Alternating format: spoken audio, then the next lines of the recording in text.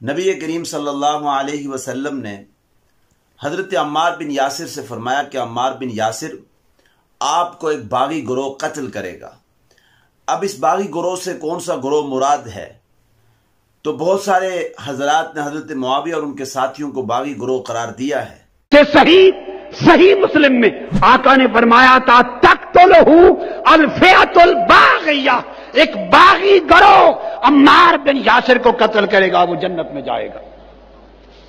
جس گروہ کو میرے آقا نے باغی کہا، کیوں کہا؟ کہ وہ خلیفہ راشد کے خلاف خروج میں نکلے تھے، خروج کیا تھا۔ بطور صحابی کف لسان واجب ہے، چپ رہیں،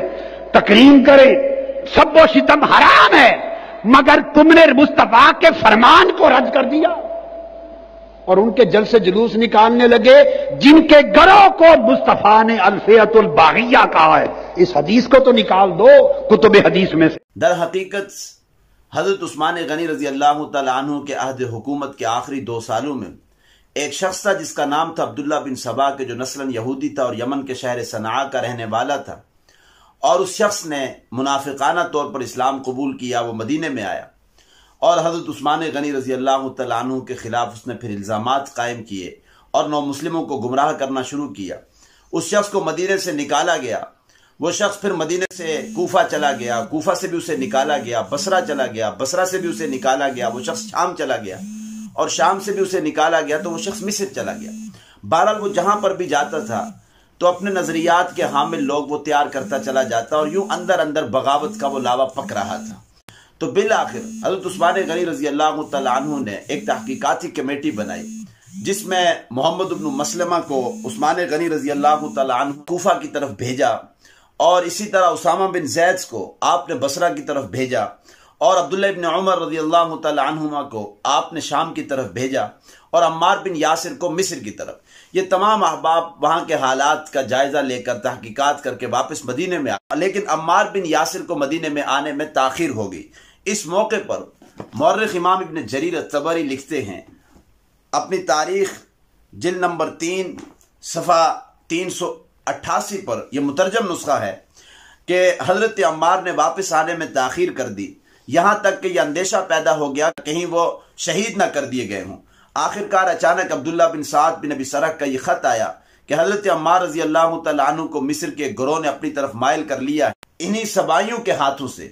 حضرت عثمان غنی رضی اللہ تعالیٰ عنہ کی شہادت ہوئی۔ حضرت عثمان غنی کی شہادت کے بعد جنگ جمل اور جنگ صفین جیسے حادثات پیش آئے۔ چونکہ عمار بن یاسر کی شخصیت ایسی تھی جو سبائیت کی سازشوں سے بھی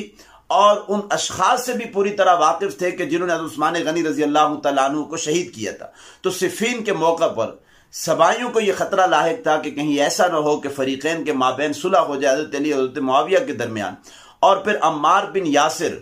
قاتلوں کی نشاندہی کرنے میں اپنا کردار ادا کریں۔ تو انہوں نے اپنے آپ کو بچانے کی خاطر حضرت عمار بن یاسر کو شہید کیا، اور بالآخر وہ اسی سبائی گروہ، اسی باغی گروہ کے ہاتھوں سے شہید ہو گئے تھے، حضرت معاویہ کے ساتھیوں کے ہاتھوں سے شہید نہیں ہوئے تھے۔ اس لیے نبی کریم صلی اللہ علیہ وسلم سے ایک روایت علامہ سمہودی نے وفاء الوفا میں نقل کی ہے۔ حضور صلی اللہ علیہ وسلم نے فرمایا کہ عمار بن یاسر آپ کو کوئی میرا صحابی قتل نہیں کرے گا، بلکہ آپ کو ایک باغی گروہ قتل کرے گا۔ حضرت معاویہ رضی اللہ تعالیٰ عنہ کی صحابیت تو مسلمہ ہے۔ پھر حضور صلی اللہ علیہ وسلم نے